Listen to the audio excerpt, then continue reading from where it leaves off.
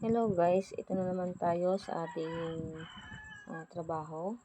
Tayo ay meron tayong dumating na ating mga trainees na nag-apply sa atin. At itong mga oras na to is chinek natin yung kanilang mga application form. At pagkatapos ng application form is tutukan naman natin guys yung sa BSRS. At isi-search muna natin sa Tito MAS yung kanilang mga names para hindi tayo magkaroon ng problema sa ating trabaho. At yan ay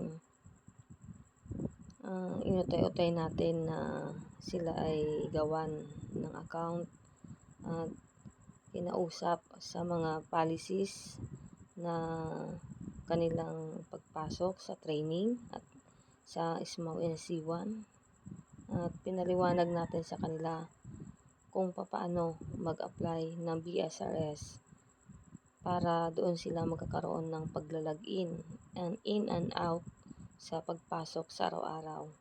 Sila ay magkakaroon ng pasok ng 34 days.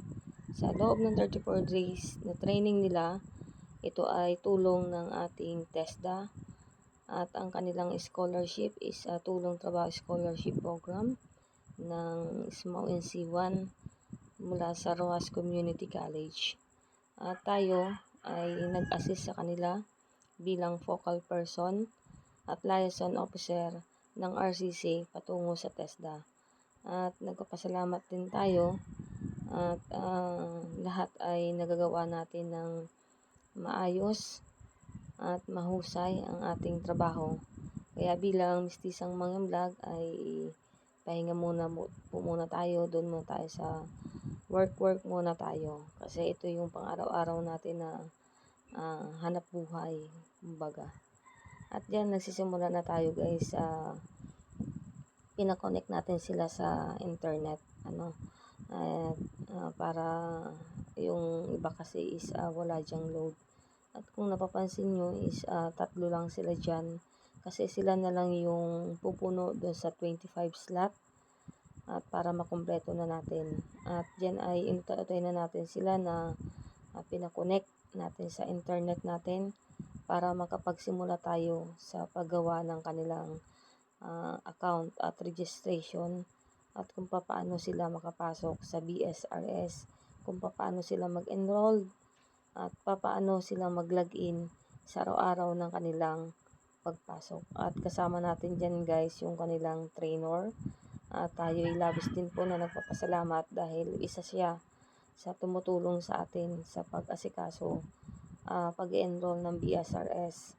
At ito guys ay maliban sa BSRS, yung kanina sinasabi ko, ST2MAS, dalawa yung ini-encode natin dyan na ginagalawan.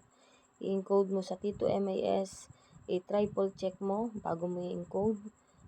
Katapos noon, isasaba ka naman sa BSRS para sa kanilang online na laging paglalagin sa SMAW NC1.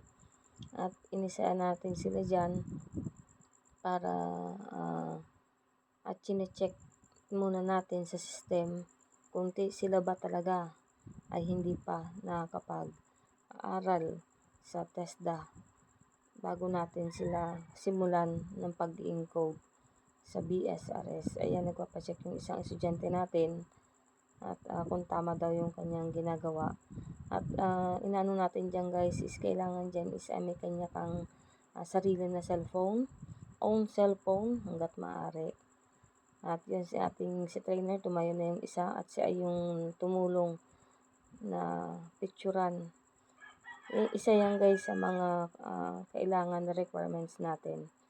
At kailangan talaga is mabilis ka rin dyan gumawa, kumilos. Dahil ang kalaban natin dito guys is signal. Yung isa naman pinicture natin para sa kanya picture, identification. Ayan, system direct yan sa system natin sa BSRS. At ang pag-apply sa TESDA is hindi na rin katulad ng dati.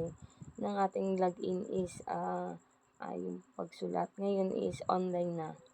Kaya isa-isa, kailangan talaga dyan ay sariling cellphone. May sarili ka ring signal. Pero tayo, ang Rojas Community College is pina-connect natin sila sa ating wifi para magkaroon po sila ng signal at magkaroon ng registration form.